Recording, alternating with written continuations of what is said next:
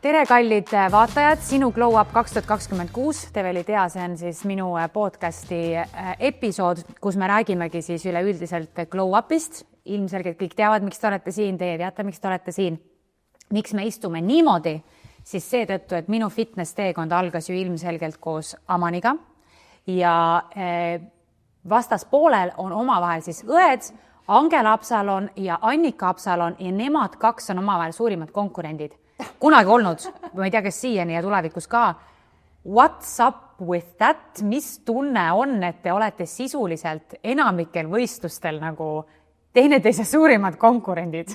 Mis tunne see on? Ei tundnud küll niisugust nagu otseselt konkurentsi. Ei, mitte selles mõttes, ma räägin just nagu sõprus, vaata. See on ainult see hetk lava taga, sa oled sõber, laval on see teine hetk, kus ainult sina ise võitled ise enda. Sa mõtled ainult enda peale. Ja kui sa laval maas oled, siis on kõik jälle ilus.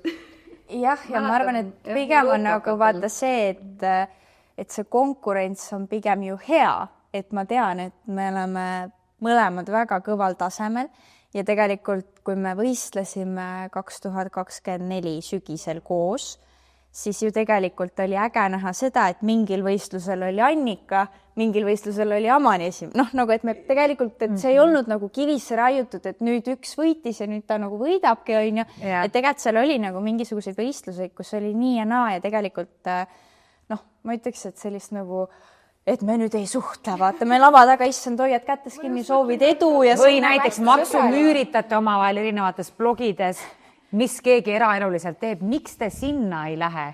Kuidas olla nii normaalne inimene? Tahaks ka inspireeruda võib-olla. Normaalne inimene.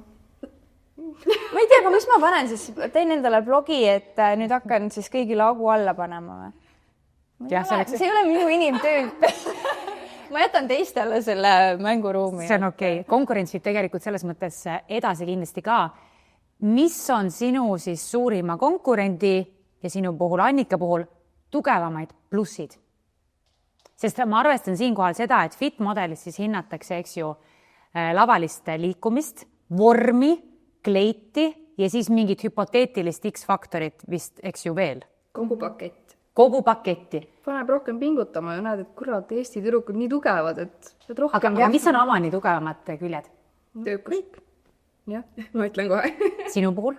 Mis ütleksid Annika kohta? No Annikal on see, et kuna ta on maast madalast tantsimisega tegelenud ja tal on esiteks see liikumine juba nii selline, et kindlasti saab pingutad ülipalju, aga lihtsalt on midagi, mis on tal maast madalast nii juba veres, et tegelikult see esinemine, see lava on tema jaoks see koht, et sa näed, sa vaatad peale, et ta on kodus. Just. Mina ei ole olnud maast madalast sellise võib-olla siis publiku ees, ehk siis minul on olnud nüüd siis nagu palju raskem, selles mõttes ma olen väga suure edumaa selles osas saavutanud, aga võib-olla just siuke lavaline karisma ja kõik see esinemine ja selline voolavus. Et seda saab õppida, aga kindlasti on eelis neil, kellel on mingi baas all varasemalt. Amani, sinu ilmselgelt see keskkond, kus sa oled kasvanud, sa oled spordiga kokku puutunud juba väga varajases eas. Korraks puudutame seda teemat, et kui meil on emad, kes vaatavad, kuidas nemad saavad oma lapsed trenni tegema? Kas see on alati ainult selle kaudu, et see tuleb nagu eeskuju pealt või kuidas nagu Eesti lapsi rohkem liikuma saada?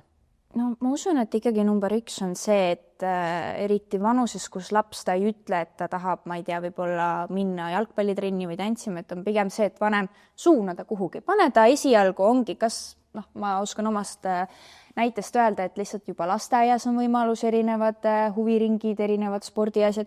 Alusta kas või sealt, et see ei tähendagi, näiteks mul laps käib lasteaias, käib judo-trennis, ta on selles ühes majas, teda korjatakse ise sealt rühmast peale, ehk siis ma ei pea nagu kohe teda võib-olla kuskil hakkama sõidutama, ehk siis tegelikult võib-olla vaadatagi, mis võimalused meil on. Kas meil on koolis mingisugused huviringid, kas meil on seal lasteaias mingisugused eraldi nagu ringid, kuhu saaks panna ja siis juba vaadata edasi, et okei, et võib-olla lapses endas lööb juba välja mingisugune huvi, et ma ei tea, jubedalt meeldibki tantsida, äkki peaks siis seda edasi arendama, et sellised asjad, aga kindlasti see algab sellest, ei tähenda, et minu ema näiteks, kunagi nooruspõlves tegi sporti, täiskasvanuna mitte, isa seevastu on olnud terve elu sportlik, aga nagu minu peres üleüldiselt on ka olnud see, et keegi ei eelda, et sust peab tulema tippsportlane või et ma ei tea, nüüd me paneme kas päriselt Ott Kiivikas ei eeldanud seda, et sinust tuleb tippsportlane? et nüüd me paneme su tennisetrenni ja sa pead järgmised 20 aastat tennist mängima, et alati pigem on see, et tee see üks hooaeg ära või nii-öelda vaata, kuidas sulle meeldib või meeldib, vahetame.